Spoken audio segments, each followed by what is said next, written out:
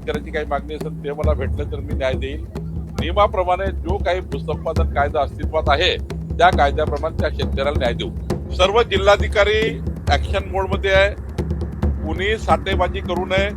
जास्तीचे साठे निर्माण करून जनतेमध्ये जाणीवपूर्वक उठवाळा निर्माण करण्याचं काम कोणी करत असेल त्यावर ऍक्शन करण्याची जबाबदारी जिल्हाधिकारी यांना दिलेली आहे आणि जिल्हाधिकाऱ्यांनी सर्व सक्त निर्देश दिलेले आहे की असे जे लोक आहेत साठेबाजी करणारे आणि जाणीवपूर्वक लोकांना त्या ठिकाणी वेठीस धरणारे त्यांना या ठिकाणी कारवाई करण्याचे निर्देश.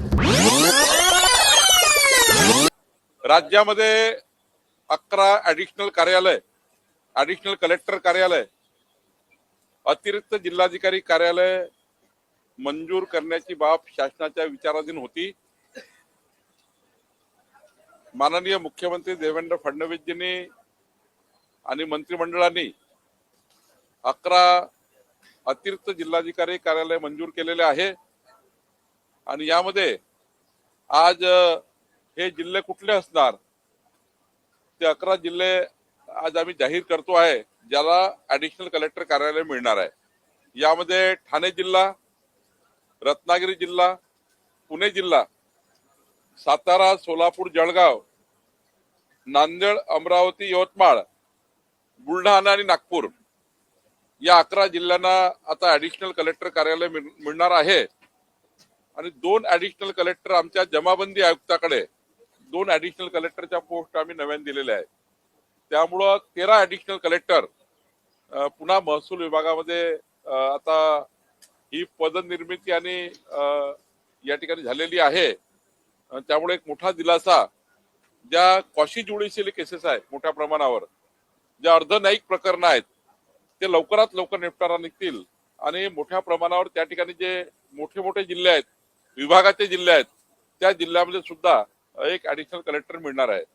सोबतच आता आपल्याला माहिती आहे की मोजणी प्रकरणामध्ये 60 दिवस लागतात मोजणी करायला आणि त्यामुळे जनतेमध्ये असंतोष आहे.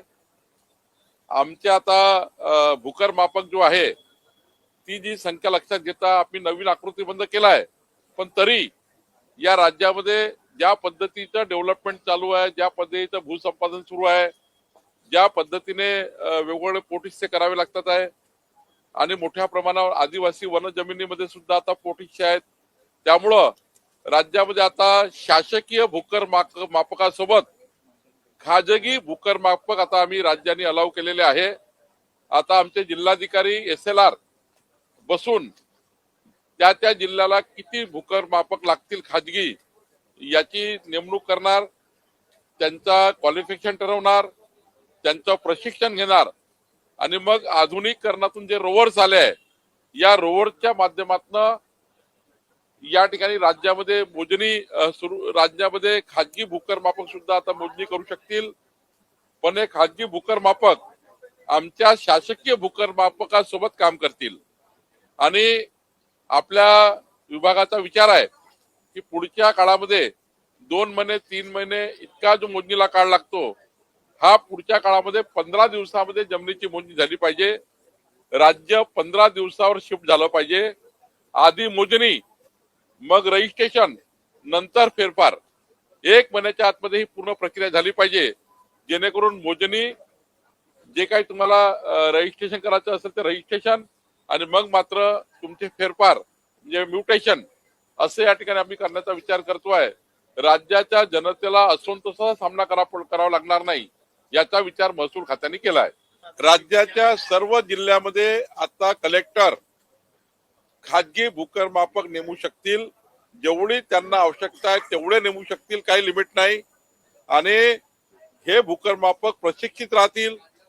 यांचे एज्युकेशन ठरणार आहे, जे काही एज्युकेशन त्यांना आवश्यक आहे आणि हे भूकर मापक मात्र यांची फी ठरणार आहे. याची SOP आम्ही देणार आहोत आणि त्यामुळं राज्यामध्ये आता मोजणी 15 दिवसावर यावी यामागचा हा उद्देश आहे. यामध्ये खाजगी भूकर मापक मात्र आमच्या शासकीय भूकर मापकासोबतच काम करणार आहे. शासनाने आता अधिसूचना काढलेली आहे, नोटिफाईड केलाय. त्यामुळे आता आमचा शासकीय भूकर मापक खाजगी भूकर मापक ही जी मोजणी करेल त्यावर डेप्युटी SLR शिक्कामोर्तब करणार आहे. त्यामुळं हे एक ऍडिशनल एक मॅनपॉवर आम्ही या ठिकाणी उपलब्ध करून देतो आहे, जेणेकरून मॅनपॉवर अभावी ज्या मोजण्या रखडलेल्या आहेत त्या पूर्ण होतील. पांधन रस्त्याची मोजणी आहे, पोटीची मोजणी आहे, ह्या सर्व मोजणी, आणि त्यामुळे याला अधिकृत आता मान्यता दिलेली आहे. अधिकृत मान्यता देऊनच आज या ठिकाणी आम्ही त्याची अधिसूचना जाहीर केली आहे. जिल्हाधिकारी आणि तिथले जे SLR आहे, जिल्हा भूमी अधीक्षक, जे आमचे SLR मोजणीचे सर्वात जे जिल्ह्याचे अधिकारी आहेत, यांनी बसून तो आकडा फायनल करायचा आहे. ऑलरेडी आम्ही जितके पाहिजे तितके घ्या असं म्हटलेलं आहे. त्याचं प्रशिक्षण काय असेल याचं एक मॉडेल तयार केलं आहे. त्यांना रोवर किती लागतील ते उपलब्ध करून दिले आहे. मोजणी करता रोवर लागतील, मशीन लागेल, ती उपलब्ध करणार आहे. आणि सोबतच या ठिकाणी हे भूकर मापक जे खाजगी येतील त्या खाजगी भूकर मापकाला किती पैसे द्यायचे, एकूण मोजणीला एवढे पैसे आले त्याच्या किती टक्के आम्ही खाजगी भूकर मापकाला देऊ याचेही ठरणार आहे.